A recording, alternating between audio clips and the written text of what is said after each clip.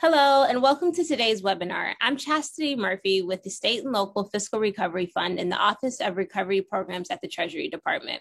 Today's session is intended to provide an overview of the compliance and reporting guidance published by the Treasury on June 17th.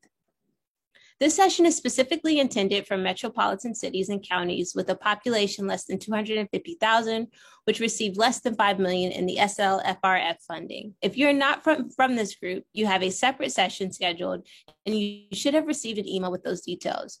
We recommend that you participate in the session targeted to your jurisdiction, as the state and local fiscal recovery fund reporting requirements vary according to population and the amount of funding that jurisdictions receive.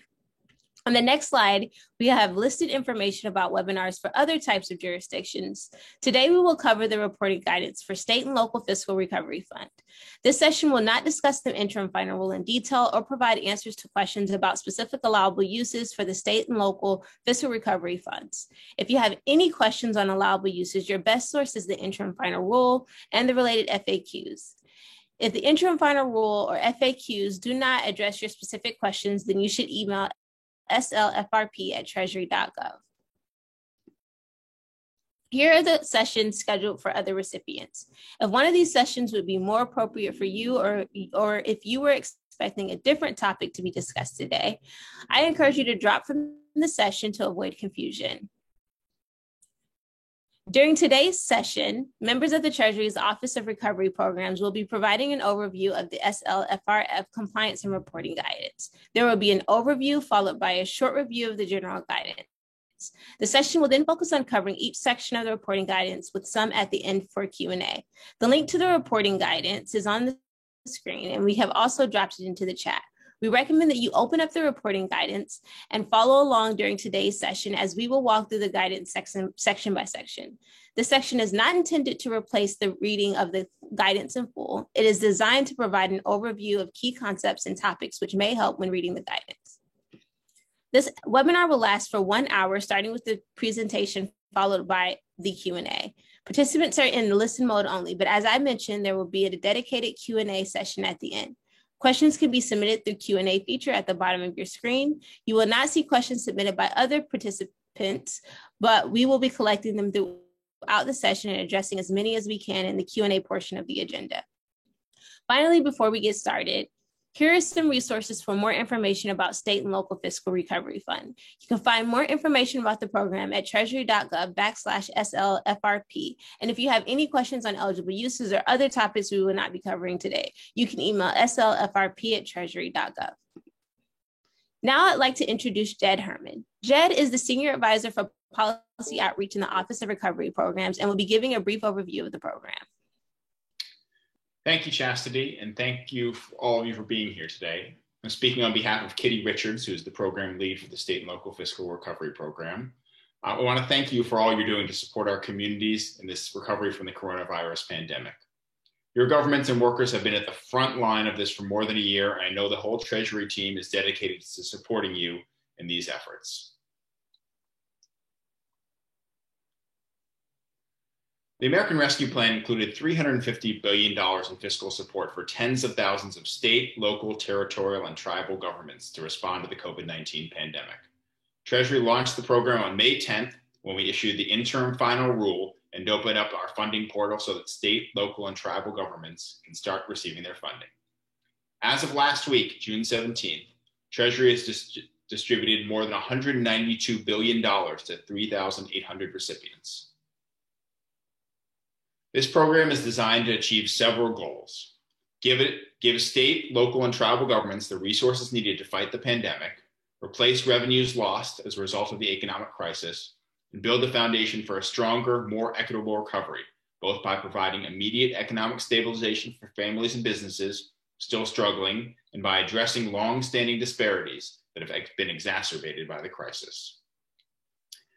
The statute and Treasury's interim final rule implementing it establish eligible uses for the funds in several different categories: responding to the public health impacts of COVID-19, responding to the pandemic's negative economic impacts, replacing lost revenue, providing premium pay to essential workers, and last but not least, making investments in water, sewer, and broadband infrastructure. As noted here, Treasury is accepting comments on the interim final rule before July 16th. Now, to talk a little about the clients and reporting guidance, which we issued on June 17th. This builds on the interim final rule and was intended to provide recipients with a full overview of their compliance and reporting responsibilities.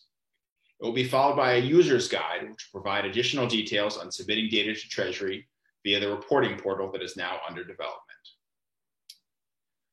When developing this guidance, we had several objectives in mind.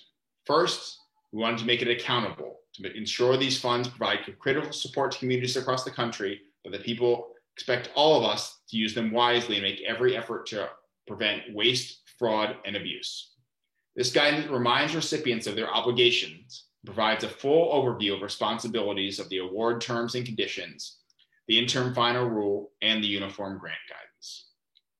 One of these responsibilities, which we will focus on today, is reporting on the use of funds. While none of us likes the burden that comes with accounting for and reporting on the use of funds, this reporting is critical and is the bedrock to ensure that our efforts are in compliance with eligible uses. The State and Local Fiscal Recovery Program requires programmatic, financial, and performance reporting to build public awareness, increase accountability, and monitor compliance with eligible uses. Recipients are required to account for every dollar spent and provide detailed information on how funds are used. Second, these funds must be transparent. Given the nature and magnitude of this program, there will be significant interest on how these funds are spent. Transparency is the key to accountability and will provide important information for your community, as well as leaders here in Washington, about how state and local fiscal recovery funds are being used to advance an equitable economic recovery. Treasury will provide comprehensive public reporting based on the information you submit to us. This guidance is also user-friendly because we recognize that this reporting, while necessary, places a burden on you.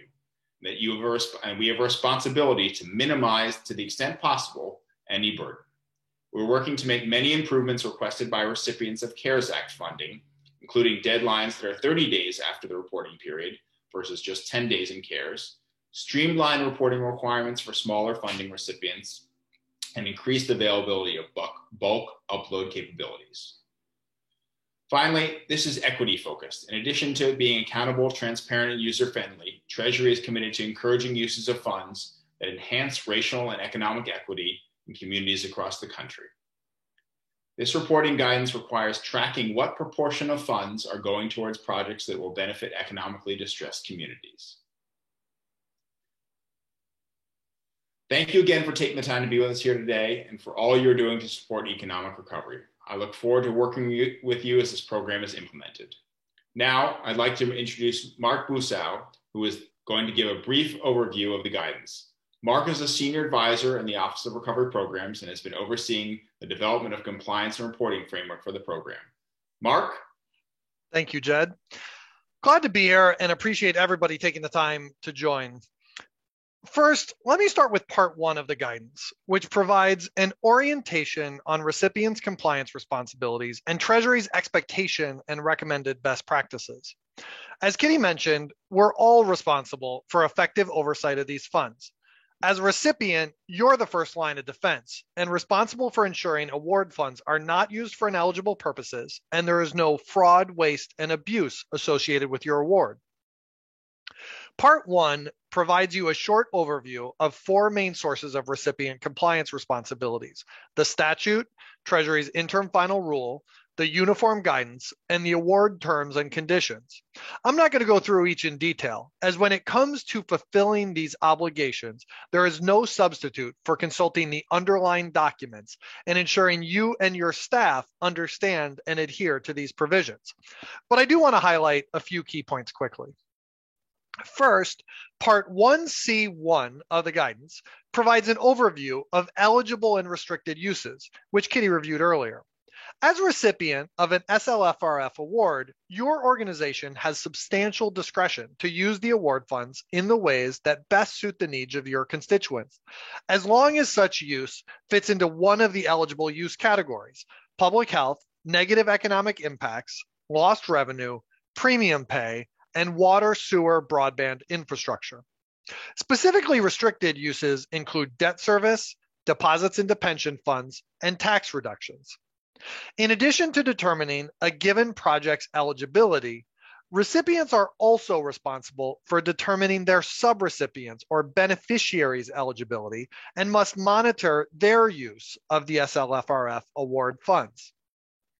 Second, as discussed in Part 1C2 of the guidance, you may use SLFRF funds to cover eligible costs during the period that begins on March 3rd, 2021 and ends on December 31st, 2024, as long as the funds are obligated by December 31st, 2024 and expended by December 31st, 2026. Costs for projects incurred prior to March 3rd, 2021 are not eligible, as provided for in Treasury's interim final rule. But in some instances, the costs incurred by the households, businesses, and individuals you are serving prior to March 3rd, 2021 may be eligible. The guidance includes examples on page 5. The SLFRF awards are generally subject to the requirements set forth in the uniform guidance, and your organization should review the uniform guidance requirements applicable to the use of SLFRF award funds. The program guidance gives a brief overview of these requirements, and I'll highlight just a few points now. Part 1D2 of the guidance describes how recipients may use funds for administering the SLFRF program, including costs of consultants to support effective management and oversight, including consultation for ensuring compliance with legal, regulatory, and other requirements. This section also clarifies that recipients are permitted to charge both direct and indirect costs to their SLFRF award as administrative costs. The guidance describes a number of considerations when doing so. Part 1E of the guidance also discusses record keeping, single audit, and legal requirements related to non-discriminatory use of funds, including Title VI Civil Rights Act compliance. We hope the overview of these provisions in the guidance is helpful to your organization, but again, encourage you to consult the underlying documents and ensure that you and your staff understand and adhere to these provisions. Next, let me turn to discuss reporting, which is included in Part 2 of the guidance. As Kitty mentioned earlier, the Treasury team has worked, as Jed mentioned earlier, the Treasury team has worked hard to design reporting requirements which fulfill our oversight and transparency responsibilities while minimizing the burden on recipients.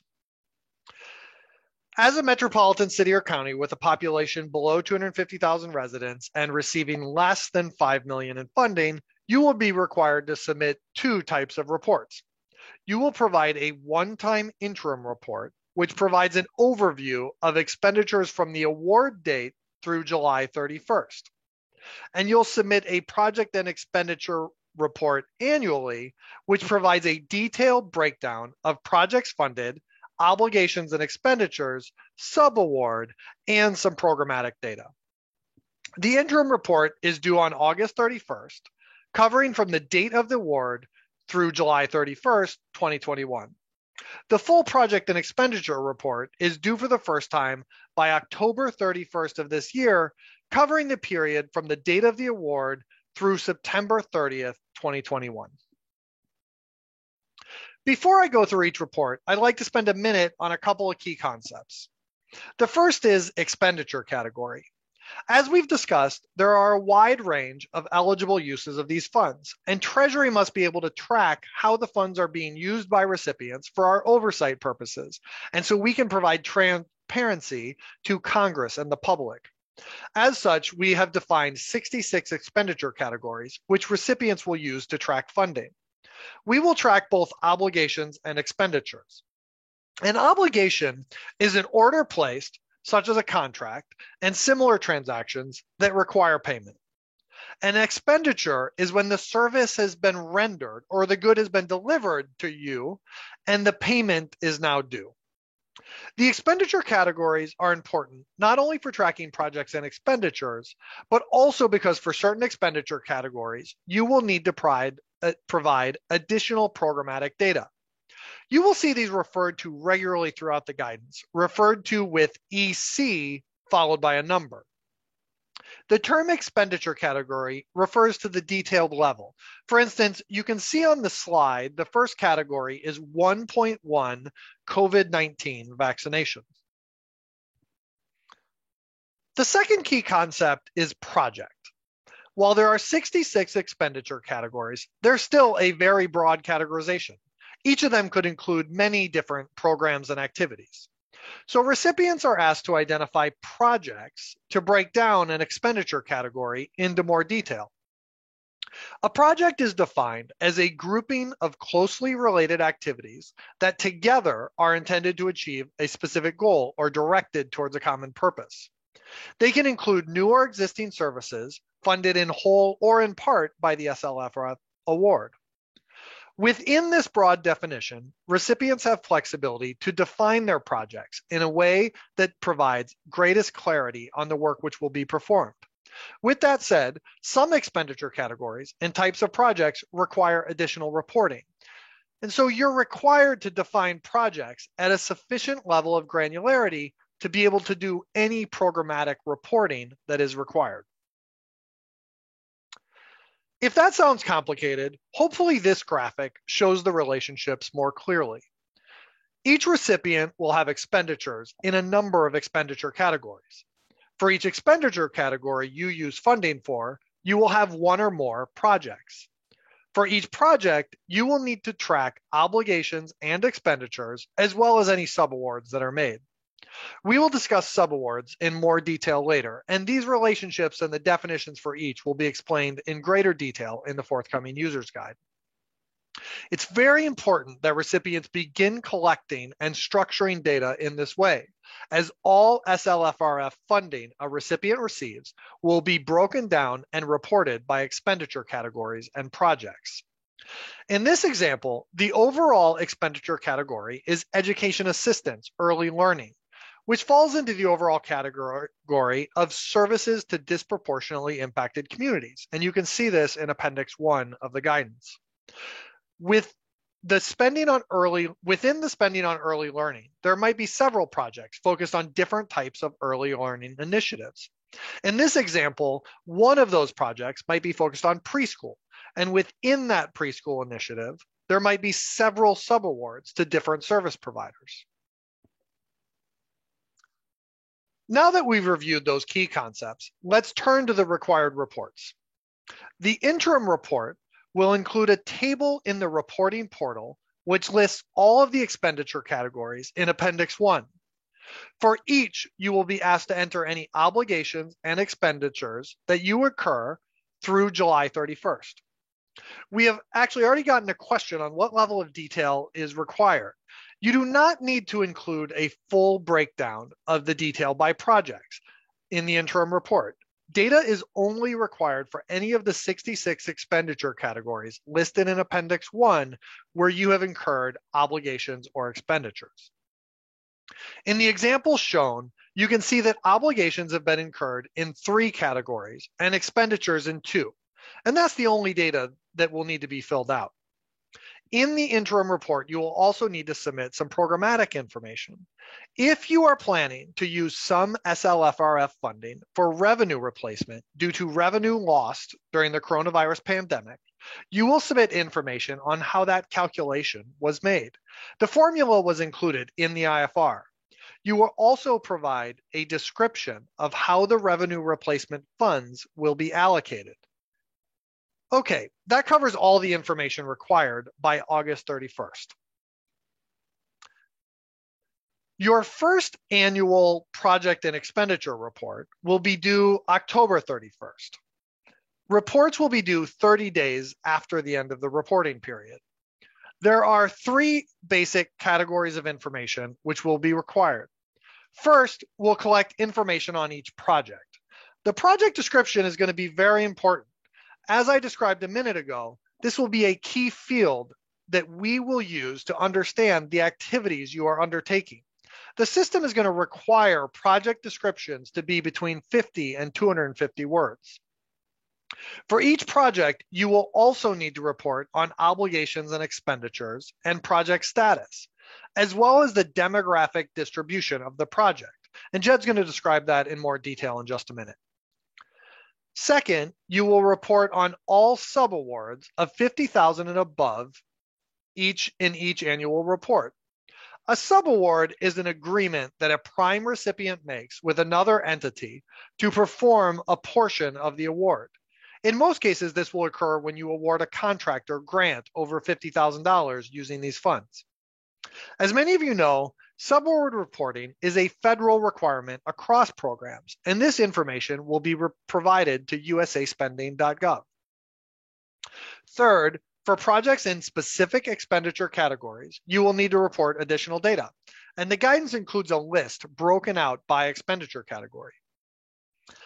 Now, I'm going to turn it back to Jed Herman to highlight a few specific areas in more detail from the project and expenditure report. Jed? Thanks, Mark.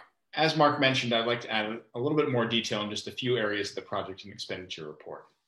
First, in line with the goal to ensure that the state and local fiscal recovery funds are being used to promote a strong and equitable economic recovery, it is important for the public and Treasury to understand how funds are being spent to serve specific communities, and in particular, those communities most impacted by the pandemic and its economic effects. As such, the project demographic distribution section provides information to track if projects are primarily focused on areas with the most need. Recipients are asked to classify whether their project's intended recipients are primarily in economically distressed areas. The need to identify whether or not the project is serving an economically disadvantaged community is required of projects in the expenditure categories related to negative economic impacts, services to disproportionately impacted communities, and COVID-19 testing and vaccinations. It is not required for projects like infrastructure that are targeted towards less towards specific recipients and more broadly serve entire communities. For the purposes of this reporting, economically distressed areas are defined by HUD's Qualified Census Tract designation, which is focused on areas that earn less than 60% of the median income or have a poverty rate above 25%. Project funds count as being targeted toward economically disadvantaged communities if they are spent on a program or service that meets one of the following four criteria. First, that the program or service is at a physical location in a qualified census tract. Two, the primary intended recipients of the program or service live within a qualified census tract. Third, eligibility criteria are such that the primary intended beneficiaries earn less than 60% of the median income for the relevant jurisdiction, state, county, metropolitan area, or other jurisdiction. Or finally, fourth, eligibility criteria are such that over 25% of intended beneficiaries are below the federal poverty line. Of note, recipients do not have to meet all four of these criteria, just one of those four for the area to be counted as serving an economically distressed area. Also, to be clear, this does not require that information needs to be tracked on each individual beneficiary. Use of reasonable estimates is permissible to determine if a project meets one of these criteria and is serving an economically disadvantaged community. Next, I want to talk a little about the programmatic data in the program and expenditure report, where there are a few other areas where specific data needs to be provided. This information helps track results and ensure that funds are spent on eligible uses. I won't go into the measures for each one of these because there's very specific information in the reporting guidance. But as one example, projects in small business economic assistance are asked for a brief description of the program, the number of small businesses served, and the approach to ensuring aid responds to a negative impact of COVID-19. For expenditures on rehiring public sector staff, it asks about the number of FTEs rehired by governments using state and local fiscal recovery funds. Next, I want to talk a little about the infrastructure project data that is required. This is used to ensure accountability for large-scale infrastructure project. This includes things like location and expenditure data. It's important to note that because you need to collect location-specific information for these projects, it is likely that reporting for infrastructure projects may be more detailed than other areas. Because infrastructure projects need a steady supply of labor to ensure they are completed within the timeline for spending state and local fiscal recovery funds, recipients must also report on the wages and benefits provided. In addition, recipients must report on how they will minimize the risk of project labor disputes and ensure a safe and healthy workplace. Finally, all this information needs to be submitted to Treasury through this Treasury submission portal. In the coming weeks, Treasury will provide a detailed user guide and other reference materials to help recipients enter their information into the reporting system. In addition, Treasury plans to host a series of technical assistance webinars like this one to help recipients comply with relevant reporting requirements. Further communications will be shared with recipients and posted on Treasury's website. On the next slide, I will briefly recap the reporting requirements that your jurisdiction will be required to file. As a city or county with less than 250,000 residents and receiving less than 5 million in state and local fiscal recovery allocation across any disbursement, so a total of less than 5 million, you must provide a one-time interim report, which provides an overview of the expenditures from the award date through July 31st, as well as Mark mentioned. You will also submit a project and expenditure report annually, which provides a detailed breakdown of projects funded, obligations and expenditures, subawards, and some programmatic data. In terms of deadlines, the interim report is due on August 31st, and the full project and expenditure report is due for the first time on October 31st of this year. With that, this concludes the presentation portion of our webinar today. Thank you for joining us. Have a nice day.